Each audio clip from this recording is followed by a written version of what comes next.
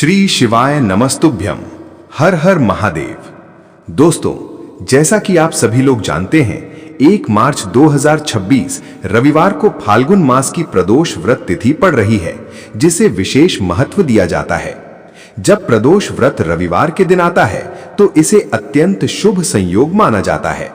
मान्यता है कि इस दिन भगवान शिव की उपासना करने से विशेष आध्यात्मिक फल प्राप्त हो सकता है। इस प्रकार एक ही सदस्य द्वारा विधि पूर्वक किया गया यह अनुष्ठान पूरे परिवार के लिए किया हुआ माना जाता है। मुख्य बात यह है कि उपाय को समझकर शांत मन और स्पष्ट संकल्प के साथ संपन्न किया जाए।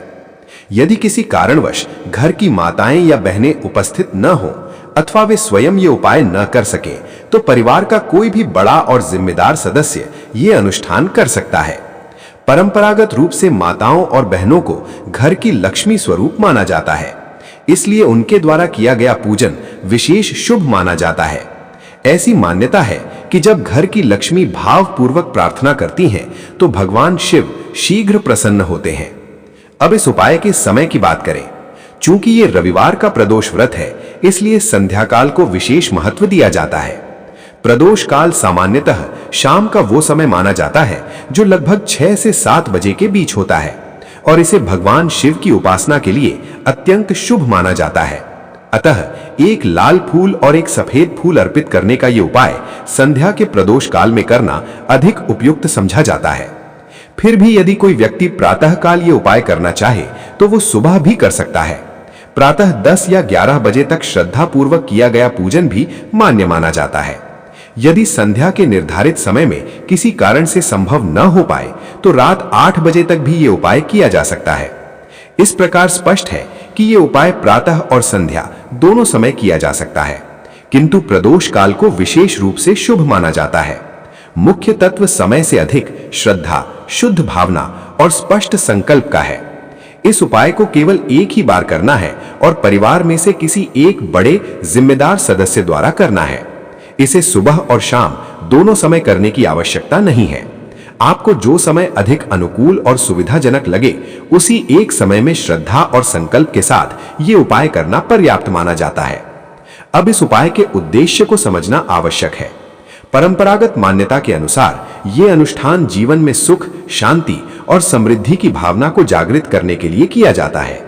विशेष रूप से यदि किसी व्यक्ति को आर्थिक कठिनाइयों का सामना करना पड़ रहा हो, जैसे घर बनाने के लिए धन की कमी, वाहन खरीदने में असमर्थता, भूमि लेने में बाधा या आय के साधनों में रुकावट, तो ऐसे समय में ये उपाय आशा और सकारात्मकता का संकल्प दिलाने वाला माना जाता है।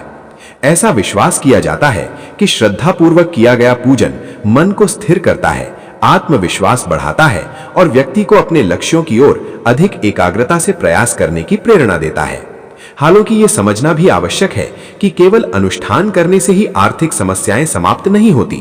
उनके समाधान के लिए योजनाबद्ध प्रयास, परिश्रम, बचत, सही निर्णय और धैर्य भी अत्यंत आवश्यक है। यदि घर में धन की कमी, आय में रुकावट या पैसों से जुड़ी निरंतर चिंता चल रही हो तो परिवार का कोई एक वरिष्ठ सदस्य पूरे परिवार की ओर से यह संकल्प ले सकता है। अब आगे ये समझना आवश्यक है कि इस उपाय की विधि क्या है और इसे किस प्रकार शांत मन से संपन्न किया जाना चाहिए, ताकि ये केवल एक क्रिया न होकर एक सच्चा संकल्प बन सके। अब इस उपाय की सामग्री को स्पष्ट रूप से समझ लेते हैं। यद्यपि इसे एक लाल फूल और एक सफेद फूल वाला उपाय कहा जाता है, परंतु इसमें कुल 4 वस्तुओं की आवश्यकता बताई जाती है। परंपरागत रूप से ये सामग्री भगवान शिव की पूजा में अर्पित की जाने वाली वस्तुओं से संबंधित है। पहली सामग्री है एक बेलपत्र।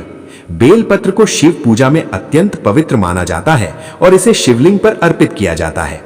दूसरी सामग्री है शमी पत्र, जिसे भी शुभ माना जाता है और कई स्थानों पर शिवलिंग पर चढ़ाया जाता है। तीसरी सामग्री है एक लाल फूल। यह कोई भी ऐसा लाल पुष्प हो सकता है जो सामान्यतः शिवलिंग पर अर्पित किया जाता हो। इसे आप तोड़कर या खरीद कर ला सकते हैं, पर ध्यान रहे कि वो ताजा और स्वच्छ हो। चौथी सामग्री है एक सफेद फूल। यहां विशेष ध्यान ये रखना है कि वही सफेद पुष्प लें जो शिव पूजा में स्वीकार्य हो। केतकी का फूल नहीं लेना चाहिए। इस प्रकार कुल 4 वस्तुएं एक एक मात्रा में तैयार करनी है। एक बेलपत्र, एक शमी पत्र, एक लाल फूल और एक सफेद फूल। जब आप प्रातः काल या प्रदोष काल में ये उपाय करने जाएं, तो सामग्री पहले से व्यवस्थित और शुद्ध अवस्था में रखें। साथ ही ये स्मरण रखना आवश्यक है कि जब हम भगवान शिव की उपासना के लिए जाते हैं तो केवल सामग्री ले जाना पर्याप्त नहीं होता। शुद्ध भाव, शुद्धता, संयम और स्पष्ट संकल्प भी उतने ही महत्वपूर्ण माने जाते हैं। उपाय का वास्तविक महत्व बाहरी क्रिया से अधिक आंतरिक श्रद्धा और मन की पवित्रता में निहित होता है।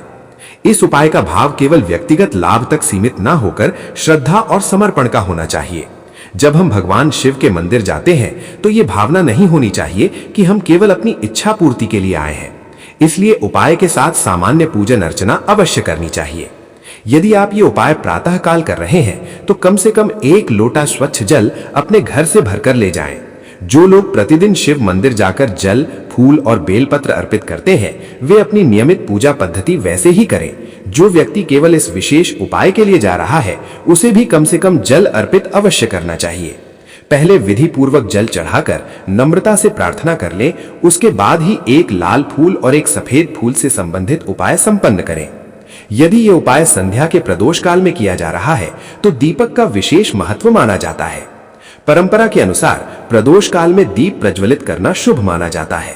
ऐसे में आपको घी का एक दीपक तैयार करना चाहिए। यह दीपक आटे से बनाया जा सकता है। आटा सादा हो, उसमें नमक या अन्य कोई वस्तु ना मिलाई जाए। आटे को गूंथकर मध्यम आकार का दीपक बनाएं, न बहुत छोटा न बहुत बड़ा। इस प्रकार सुबह जल अर्पण और शाम को दीप प्रज्वलन के साथ श्रद्धा और शुद्ध भाव से पूजन करने के बाद ही ये विशेष उपाय करना चाहिए। मुख्य महत्व बाहरी सामग्री से अधिक आपकी भावना, विनम्रता और आंतरिक श्रद्धा का है।